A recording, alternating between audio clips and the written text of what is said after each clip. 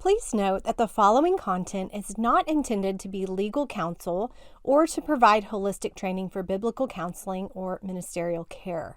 The episode brings understanding on the issues connected to biblical counseling and gives practical wisdom by which leaders can navigate complex situations. The information provided about services and resources does not constitute endorsement or recommendation by NAM.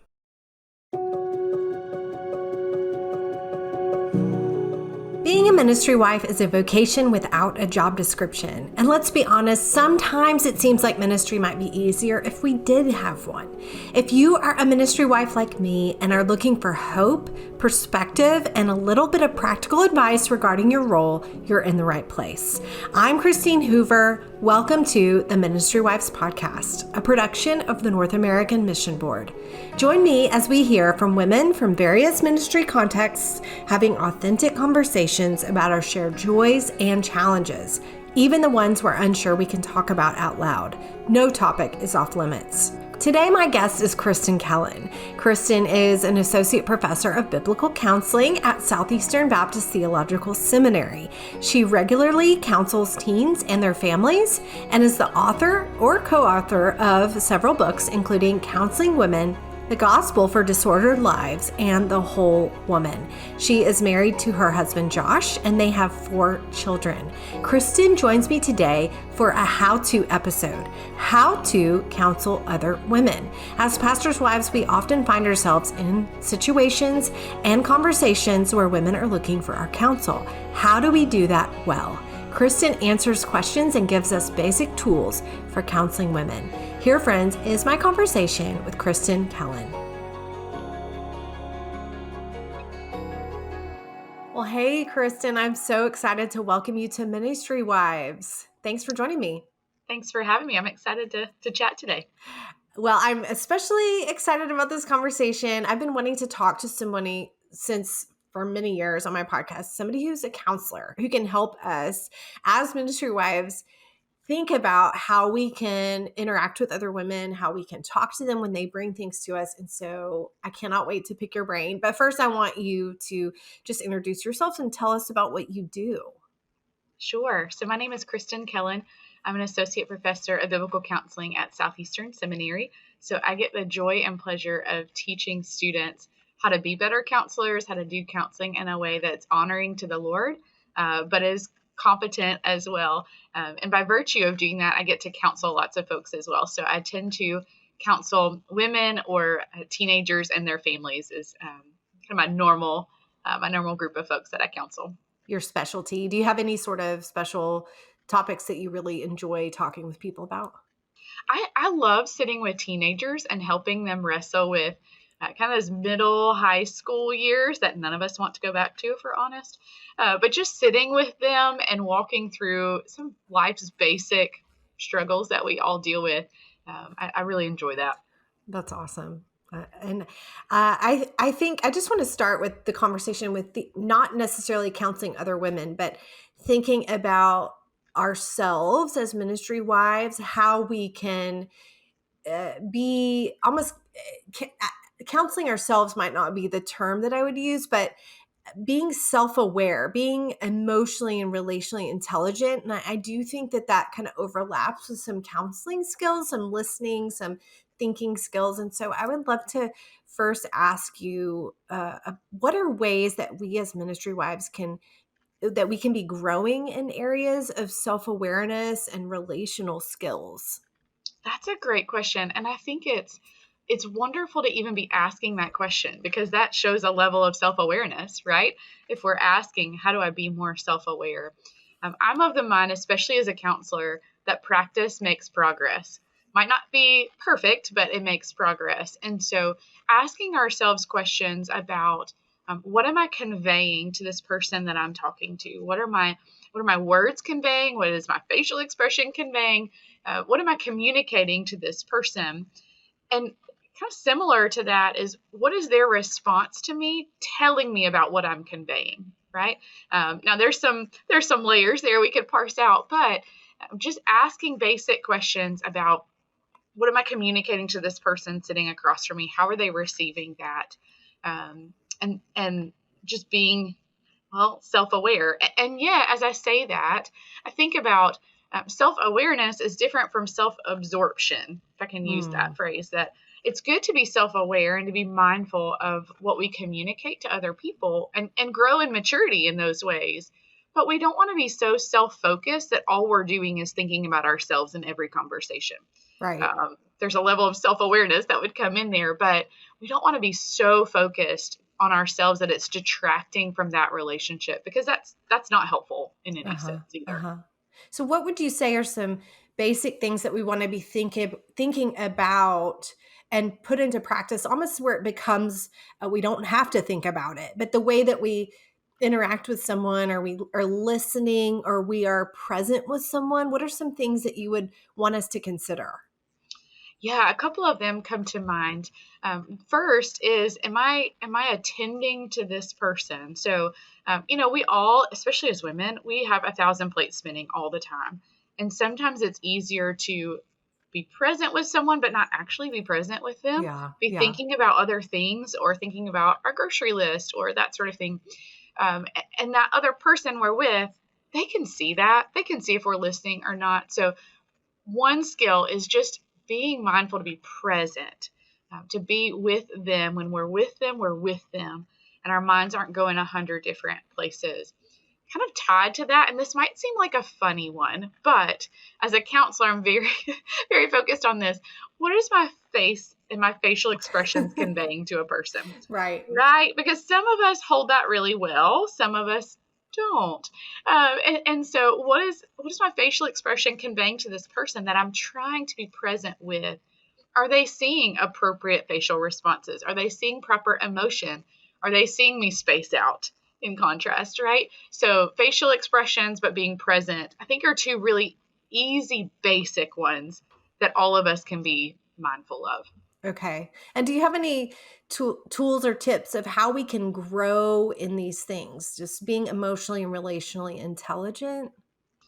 Yeah, I think some intentionality again around making progress in these areas. As we do that more, it will become more natural, right? So, as I am in conversation and I'm thinking about, okay, what am I conveying? What's my face conveying? Am I present?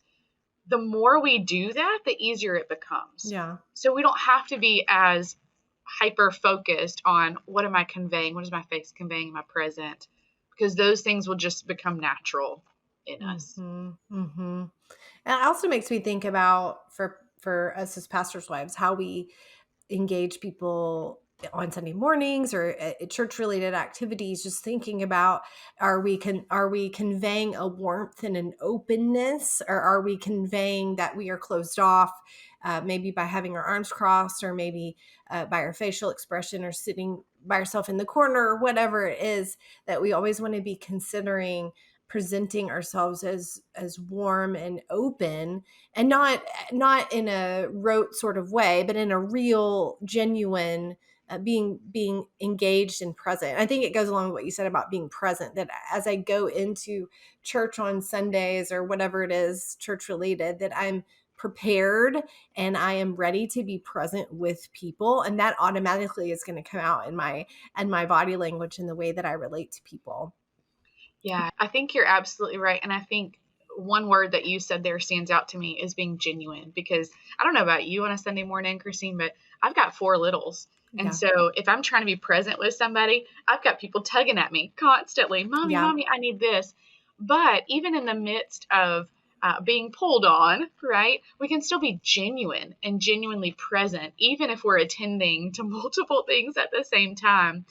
People can receive that genuineness when they see that we're engaged with them and we're not distracted, even when there are legitimate distractions there with us. Probably Yes. for most of our listeners, I'm guessing there's some kiddos probably pulling at them pretty regularly. Yeah.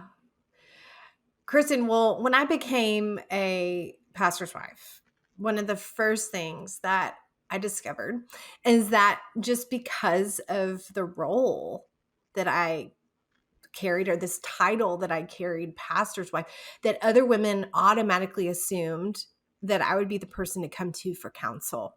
And I was so young. I mean, I was 20 something. I actually got a counseling degree. So I did have some background in this, but I was overwhelmed by people are looking to me to know what to do, to know what to say, and I didn't know always what to do or what to say.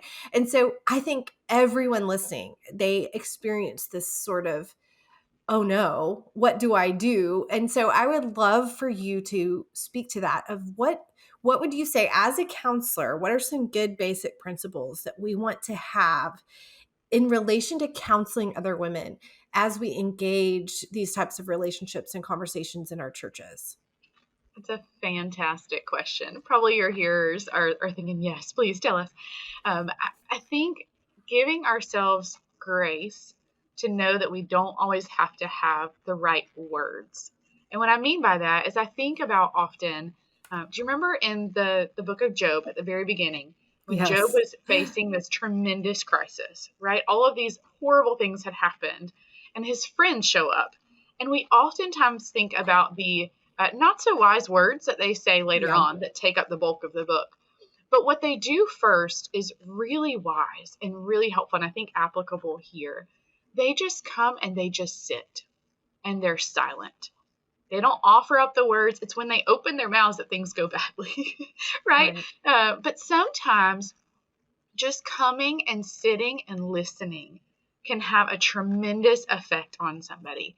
So I started this by saying, give yourself the grace to not necessarily have to have the words, because it may be just that this woman needs to sit and process and think out loud and have someone who sees her and who hears her and who hugs her at the end of the conversation. Yeah. Right? We all want to be seen and known. And that's ultimately the beauty of the gospel, that God sees us and knows us and loves us in response to knowing the depths of our sin.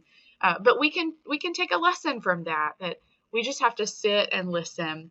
But then kind of part two, I think our natural response, our natural question rather we should ask ourselves then is, how does God's word speak to this struggle? Now, in some instances, like an anxiety, right? The scriptures have a lot of pretty specific, explicit teachings for anxiety. Lots and lots of things can come to mind there. But sometimes it's just a general word or principle from scripture that is a source of comfort, right? So the Lord is near to the brokenhearted. That is of tremendous comfort in a multitude of situations. Now, it doesn't mean that we're giving words to fix the problem necessarily or to help them not be brokenhearted. But what we're doing is we're bringing God's word and God's comfort to say, I hear you, I see you, and God hears you and God sees you. That's so simple and yet so profound. We don't have to have some 10-step method to fix people's problems. Oftentimes, 90% of the issue can be met just by sitting and by listening and being present and bringing some source of comfort from scripture that is a reminder of who God is in the midst of those struggles. Like I said, I would contend that 90% of struggles can be addressed pretty well with just those basic things. Mm-hmm. I like that you pointed out bringing the truth of who God is. I think our first, maybe it's just me, but I think our first response is, or our first, what we want to say is what to do. Do not be anxious about anything, Right. which is true. What the Bible is true, and that is a true command that we want to follow. But bringing the truth of who God is will a natural outflow of knowing that he is with us, that he is in control, that he is good, is going to be okay. I don't have to be anxious about anything. So I like that you pointed that out, that that's the comfort, is who God is, not here's a step that you should do. And I also am wondering, so you mentioned they come, we listen, and then you bring truth of who God is. And I know a lot of listening is asking good questions to help draw out what they're thinking and feeling. And for us to even understand what they're thinking and feeling before we offer any counsel or truth. So could you give us some good basic questions that we can use, that we can put in our tool belt and pull out when someone is sharing something with us? Say it's suffering, they're in a time of suffering, they're feeling a lot of things. What are some things that we can ask? Yeah, I think a couple of things come to mind. I'm thinking out loud kind of in response to this. One is, what are some of the recurrent messages that are playing over and over in your mind, right? So when someone is suffering, how are they self speaking, if I can use that phrase, in the midst of their suffering? What are they telling themselves about their suffering? What are they telling themselves about God? Because that's going to reveal what's in their heart, right? Our thoughts are reflective of the desires and motivations in our heart. So by asking those questions, we can get at some of that. I think another question that isn't one we often bring to mind, but we think of emotions oftentimes as intangible thoughts or feelings, but it does something as well to our bodies. And so maybe asking the question, what do you feel in your body? Like when you are anxious, are you tensing your muscles up? Is that fight or flight activated? What are you feeling in your body? And how can we counter some of that? Not that we only address the physical symptoms, but I think sometimes as Christians and as Christian counselors, even we want to over spiritualize or over focus on the mind or the soul. And we forget that we're embodied as well. And our bodies play a role in things like anxiety or depression or suffering or grief, fill in the blank, right? And so attending to both aspects of that. I think another, just the counselor in me coming out, one question I might ask, we call it the miracle question, but if you could snap your fingers and just one thing change that you think would have the greatest impact on fixing this problem, what would that one thing be? Now, that doesn't mean that we can fix it, but that in part reveals, what do they think is the solution for this issue? Do they think that it will only be fixed by God taking away the problem? Do they think that it will only be fixed if they never feel this way again? But what's in the heart of what they think the reason is for this struggle and how it's to be fixed? Those sorts of questions can spark lots of conversation, and follow-up questions that would be appropriate to whatever their response is. That's really good. So it seems like what you're saying is sometimes the questions we ask, it's not just to gather information, but it's a question that helps the person who's speaking to know what's really in their hearts and to know what they're really thinking. We're helping them give words to what's going on. And almost like, and I know this has happened for me, sometimes when people ask those kinds of questions, it is a light bulb for me when I answer. Right. I'll say, Christine, I'll add to that. One of my favorite phrases when I'm counseling is help me understand. And drawing from what James teaches us about being quick to listen and slow to speak, I want to understand as best as possible before I even open my mouth to give any sort of counsel or response. Because if I don't understand it, I'm not going to speak appropriately. So that phrase, help me understand, fill in the blank, is probably my most used phrase in my counseling room. That's really good. That's really good. I'd like to talk more about the pressures that we feel when someone is suffering. I know for me, the moments when someone in our church is, maybe a tragedy happens, a crisis, that's really scary for me because I want to enter in, but at the same time I don't, because I know it's going to be painful. It's going to be hard. I'm not always going to know what to do or say. And so I just would love for you to speak to that, because you deal with people who are going through hard things all the time. I think, especially for a pastor's wife, it's a situation that you can't dip in and out. You're going to be in it with them, and not always consistently. But I just would love for you to help us to know, how can we as pastors' wives enter into suffering with people? I mean, you've talked about being present with them like Job's friends. But what are some things that we need to know or we need to hold as we as we enter into suffering with people around us in our churches?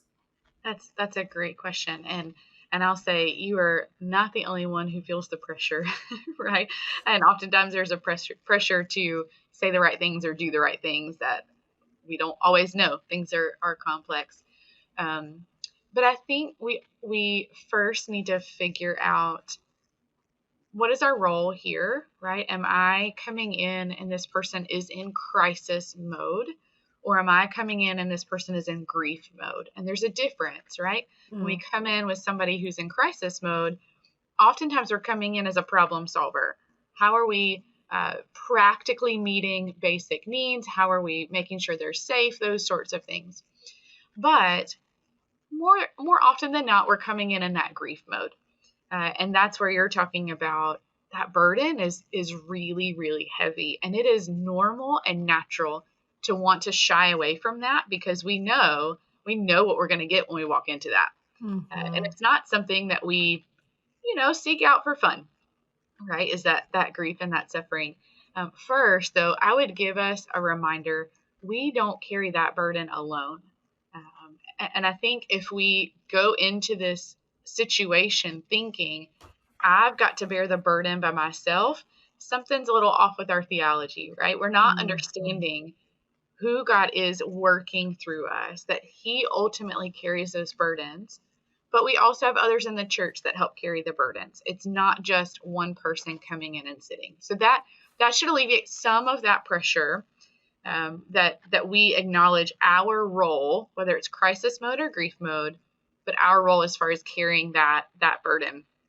But secondly, there's a level at which we think that if we don't carry that burden fully, or we set it down, or we enter into that suffering mode for a minute and then we step away from it, that somehow we're not loving them fully, if that makes sense. Yes. That we need to be all present all the time for it to really be loving them well. And that's simply not true. Most of us who are counselors would not last very long at all if that were the case. Right. We have to be able to set things down, and that's not an indication that we love them any less. What that is recognizing that we can't carry everyone's burdens, that we still have to function as well. And so I love Paul's imagery of carrying one another's burdens with them.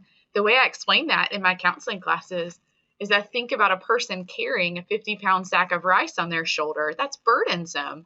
I come along them for a season, shoulder to shoulder with them, and I carry some of that. But I'm not carrying it to continue carrying it. I'm carrying it so that we take it to the right place to lay it down at the Lord's feet, right? And so there's this sense of I'm coming alongside of someone, but it's temporary and it's purposeful, and it's moving towards the direction of setting it down to the one who has the answers. So I think when we enter it with that perspective and this level at which I'm not the only one doing that, that lightens our load a little bit, or at least gives us some capacity to carry it better, knowing that we don't have to be all present all the time, and that we can still love them and love them well. I'm going to add an aside here too, though. I think it's really important for ministry wives or women who are walking into these situations often, right? So think about the 50-pound sack of rice. If I'm doing that with 10 different people, I'm carrying 250 pounds, right? Yeah. Half of that. Self-care matters. And so recognizing for us as we minister to other people, if we are in this season of carrying lots of burdens, our own or others, self-care is not indulgence. Self-care is care. And so giving ourselves space to rest, to step away, to do things that are life-giving, to have other people that we take our burdens to and they carry with us, those are all good things that we do on purpose to help other people. They're not indulgence and they're not laziness. And so the layer of self-care there, I think, is also really important. That's a good point. And I think I'd like to know more what you think about that, because I think most pastors' wives, they do feel that once they're in something, they have to be all in all the time. It's really hard to know how to take a break or how to step back. And sometimes even bringing other people in, it may not be appropriate depending upon Right. the situation. And so we do tend to carry it all ourselves and feel guilty when we need to say no or step back. And so can you speak to that? How can we have good boundaries in place? How do we know when it's time to step back or to do something that does require more of us at that time? Right. That's a phenomenal question. And it's one that oftentimes we have to wrestle with for each individual circumstance Yeah. about what's going on in our own lives versus the needs or the demands, quote unquote, that are there for us. But you said a really important word in there too, and that's boundaries. And sometimes we think that boundaries are unloving or unkind, right? When we have to Yeah. set up some sort of barrier to say, I can go this far and no further. But we tend to, the other word you used was guilt, right? We tend to place that guilt on ourselves, even when it's not really appropriate there. But it's such a complex dynamic because we want to love people well and care for them well. But we can't care for them well if we're overextended, right? Hmm. So there's some level of evaluation of what can I feasibly bring to this situation that's helpful while also still being able to come to this situation and be helpful. Again, it's somewhat subjective based on the situation, but I think there's this level at which we need to free ourselves from expectations. And sometimes it's our perceived expectations, not even real ones, Yeah. right? But stepping into the role of a pastor's wife, we do think, hey, we need to be pastor part two or that sort of thing. And people function that way. But is that appropriate? And if it's not, then we need to evaluate, is that guilt that I'm feeling, is that legitimate? Is that appropriate? And if not, I have a choice in how I respond to that. And I have a choice of what boundaries I put up for the good of myself, for my family, for our church. What boundaries can I set up? And who else can I bring onto this care team that is appropriate or might be helpful to share this burden amongst ourselves? We can do that if it's appropriate. All Hmm. the while, Christine, I think we have to recognize this world is broken. And sometimes things feel really overwhelming, and sometimes we really don't have an answer. Yeah. Not that we want that, but that just is sometimes. Hmm. And we Hmm. have to recognize because of the brokenness, because of sin, we can't be all things to all people all the time. We don't always have a good answer for them. We don't always know where that boundary is. But we can rest that our God is present in the midst of it, that Hmm. He is sovereign and He is good. Going back to the who God is component and what's our role in that, thinking through that. And going back to the self awareness of Yes. knowing, okay, sometimes I want to be needed more than is appropriate, or there's something for me in being the one who comes along and saves the day or has the answer or meets the need. And I think that's a part of our growth in self-awareness, is saying I can't meet all of these needs. And to try to do it is to try to be Christ to people. I love what John the Baptist says: I'm not the Christ. There is a Christ, but I'm not him. I am the one who shines the light on him and will point you to him. But it's up to you to go to him for salvation, not to come to me. And I think that's been an important growth process for me in being a pastor's wife, is realizing that sometimes my desire to meet a need is more about me than it is about the person that I'm trying to meet Absolutely. the need. And as far as the care team goes, you keep mentioning that, and I think that's such a good point to bring in other people and to share the load with other people. I've done that recently in a situation with a woman in our church who had friends that she had shared with too. And so we started communicating and saying, okay, I can't do something this week, but can you do this? Can you help with her kids? Can you meet this need? And just knowing that we could even go to one another and say, I'm feeling tired. I'm feeling weary. I don't know what to do. And to have other people kind of being on the same page has been really helpful. And so I think that's a good point that you are mentioning. that we can do as pastors' wives. One of the things also that I think happens for pastors' wives is because that we are a safe person within the church, or at least we hope that we are, and we try to be, is that sometimes people can become dependent upon us or on our counsel, or they may enjoy the attention that we give them, but they're not really ever implementing the counsel that we give. So, how do you suggest that we navigate those types of situations with women in our church? Yes, and they are real. That's a great question. So when I think about that question, though, where my mind goes is with our kiddos, right? I mentioned I have littles pulling at me, so that's my season of life. But I know that with my children, sometimes they're really slow growers, really slow maturers. And what do I do with them? I am patient with them, Lord willing. I'm patient, and I'm mindful of the pace at which they grow is different from my own. Their maturity is different from mine. Sometimes that's because of willful disobedience on their part, but sometimes it's just their capacity. In those moments, that's just their capacity. And so I asked the question, how can I be faithful? What does it mean to be faithful in this situation with my child, or with, in this example, the slow mover at the church? I think we should just try to be patient and be present and continue there, knowing that slow and steady wins the race. And sometimes we may say things over and over and over and over. And yet, when I'm thinking about this parallel as well with my children, I want to recognize that oftentimes the Lord is doing a tremendous work that I just can't see yet.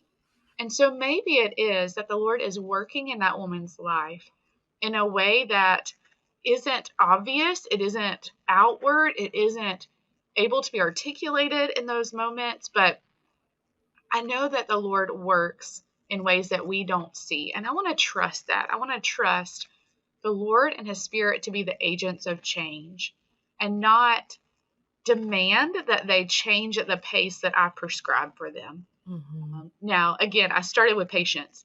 That requires a great deal of patience. But I think that's the right approach, because if we're asking the question, what do I have to do to be faithful? That's not contingent on their growth. It's contingent on my actions towards them. How loving am I towards them? Patient towards them. Now, I'm sure maybe in the back of their mind, someone hearing this is saying, yeah, but I've got this really, really, really, really, really slow mover. There may come a point at some time that we say, okay, help me understand. Why does it seem like there isn't any progress? Why do you think you're still where you are? Not a, why aren't you listening to what I'm saying? But help me understand your evaluation of where you're at. What needs to change? Because this doesn't seem to be working from my perspective. Mm. I would argue that's further down the line than we want it to be sometimes. And so just like we would be patient with our children and trust the Lord's working in their lives, I think we should have a healthy dose of that as well with maybe our Mm-hmm. slower movers. Mm-hmm. Because so much of our faith grows too in being in close interaction with people who are growing, and what we learn from that grows us too. Yes. In other words, the patience, the length. Over many years of ministry, I've learned exactly what you said, that it doesn't always go according to how I want it to go. And in that, I learn how God works, and I learn patience and faith, and I learn about myself, and that there are, sometimes there's some sinful desires or intention in my heart. And so I love God's plan for discipleship, that we rub up against people, and it's not just for them, it's also for us. The growth and the sanctification Yes. and He is our counselor. The Holy Spirit is our counselor, convicting and growing us. And I just love that. So where is the line? where we need to know as pastors' wives, okay, we're beyond our capacity here. We need to bring in, or we need to send this person to someone else, whether it's a doctor, it's a police officer, or it's ministry staff, or it's a professional counselor. How do we know when we need to hand someone off? Yeah, great question. I think if there's any sort of suicidal thoughts, self-harm, abuse that's happening, that's an easy, big category. We get other people involved. We hand them off as it's appropriate to law enforcement, medical professionals, those sorts of things. When in doubt, across the board, loop others in if it's possible. Yeah. Right. So I'm a huge proponent of a care team. So if it is possible, loop someone else in, get some feedback from someone else. That's good. If women are listening and they're interested in growing in these types of skills, I mean, we're just scratching the surface of Yes, some tools we can put in our tool belt. And if pastors' wives are listening and they really want to learn more and grow, are there some lay resources that you would recommend that they could pick up or they could uh, find online? absolutely. And there's a whole spectrum of things. I'll touch on each of them, but first, I'm a nerd. I love to read, I so do too. it's just God's gift to us. There are some great books out there on counseling women by ladies like Elise Fitzpatrick. Has a Uh-huh. multitude of books out. Darby Strickland has some great stuff. Julie Lowe and Amy Baker have books out there. I recently wrote a book on counseling women. All of those have some great nuggets to dive a little bit deeper, but all of their writing it's not academic or philosophical. It's easily readable by lay folks. So I would recommend those folks. Going a little bit further down the spectrum, it might be that they check out resources from counseling organizations like the Biblical Counseling Coalition or CCEF or the Journal of Biblical Counseling. Those are articles or blogs that might be helpful as well. If they're really into getting trained, they might do something like a certification program. The Association for Biblical Counselors has a certification program. You might find a certification program through one of our seminaries. Southeastern has one. Some of our sister seminaries have them, but they're meant for lay people who want to counsel, but who want to counsel with some knowledge. Yeah, That they're right. not just jumping in, right? But to train them, it kind of gives the 30,000-foot views of who are people, what are their problems, how do we fix problems, but from a biblical perspective, Hmm. and some of the tangible counseling skills or interventions that we might use with different things. And then I mentioned I'm a nerd. You could always come and get a degree. Several of our seminaries have fantastic counseling degrees, from certificates to bachelor's, master's, and doctorates. So that whole spectrum. Now, some of your hearers might be thinking, I can't go back to school. I don't even have time necessarily to read a whole book. I get it. I hear that. One of the best ways that you can learn how to help other people is to watch people counsel. So Yes. if there's a pastor in the church or another woman that has been doing counseling for a long time, if one of your listeners says, hey, I want to grow in this, ask if you can sit in on their counseling sessions and just watch. Listen and learn and observe, and then talk with that counselor afterwards to say, hey, why did you do what you did there? Why did you ask that question? I noticed your face did such and such. Teach me, help me to learn. That kind of relational, observational learning is a fantastic resource that we don't often think about, but I know that I've learned the most by watching other people counsel and by Hmm. doing it myself. But that's lots of ways to answer that question. Well, I love that last. I mean, I love all of them, but that last one is something everybody could do, and not just maybe not even a counseling situation, but just an older pastor's wife could say, Yes. "Could I go along with you when you have a meeting with somebody who asked to meet with you to share something, and see how they do that?" Because just experience teaches you a lot, and watching them would be helpful, and plus you get a mentor relationship out of it, so that could be a way to do that as well. Kristin, thank you for joining me. This has been so helpful. Good. Thanks for having me. Yeah, I've enjoyed learning myself and tucking away a few little tidbits. I mean, we can always be learning. And I think that's the point of why I wanted to not just talk to you about basics of counseling, but to say we need resources as ministry wives. We want to be equipped for the things that God has called us to do. And so thank you for giving us that a little bit of a equipping today in counseling. I appreciate it. Absolutely. My pleasure.